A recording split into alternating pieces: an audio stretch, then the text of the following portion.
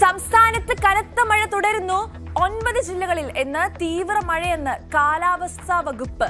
10 ജില്ലകളിൽ വിദ്യാഭ്യാസ സ്ഥാപനങ്ങൾക്ക് അവധി. പത്തനംതിട്ട, ആലപ്പുഴ, കോട്ടയം ജില്ലകൾ വെള്ളത്തിൽ.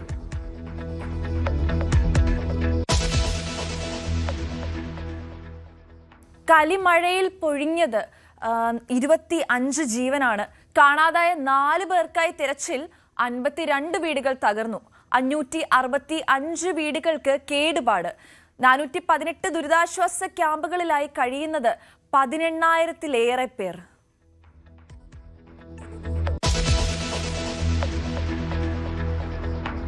മഴക്കെടുതിയിൽ ആശ്വാസ നടപടികൾക്ക് സർക്കാർ. ഇന്നത്തെ മന്ത്രിസഭാ യോഗം സ്ഥിതി വിലയിരുത്തും. ആറന്മുള ഉൾപ്പെടെ ദുരന്ത ബാധിത മേഖലകളെ സഹായിക്കാൻ പ്രത്യേക പാക്കേജ് പ്രഖ്യാപിച്ചേക്കും. കൃഷിനാശത്തിൽ വർദ്ധിപ്പിച്ച ധനസഹായവും തീരുമാനിക്കും.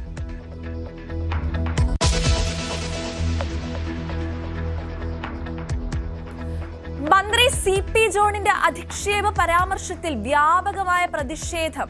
വനിതകളെ ആകെ അപമാനിച്ചുവെന്ന പ്രതിപക്ഷം. മന്ത്രി മാപ്പ് പറയണമെന്നാവശ്യപ്പെട്ട് പ്രതിഷേധ പ്രകടനങ്ങൾ. ഐക്യമുന്നണിയിലും അമർഷം. മന്ത്രിസഭാ യോഗത്തിലും വിഷയം ചർച്ചയാകും.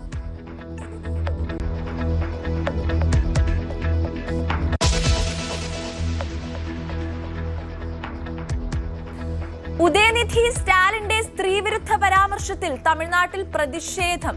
വിജയ് സർക്കാർ പെരുമാറിയത് ഭീകരവാദിയെ പോലെയെന്ന് ഉദയനിധി. ഇന്ന് തുടങ്ങുന്ന അസംബ്ലി ബജറ്റ് സമ്മേളനത്തിൽ അറസ്റ്റ് നടപടിയിൽ പ്രതിഷേധത്തിന് DMK.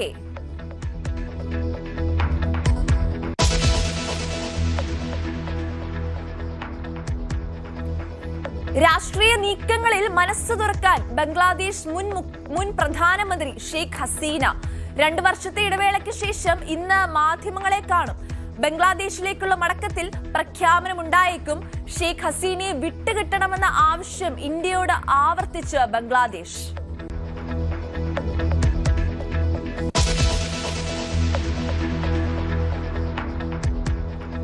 UPI പേയ്മെന്റുകൾക്ക് ഫീസ് വരുന്നു.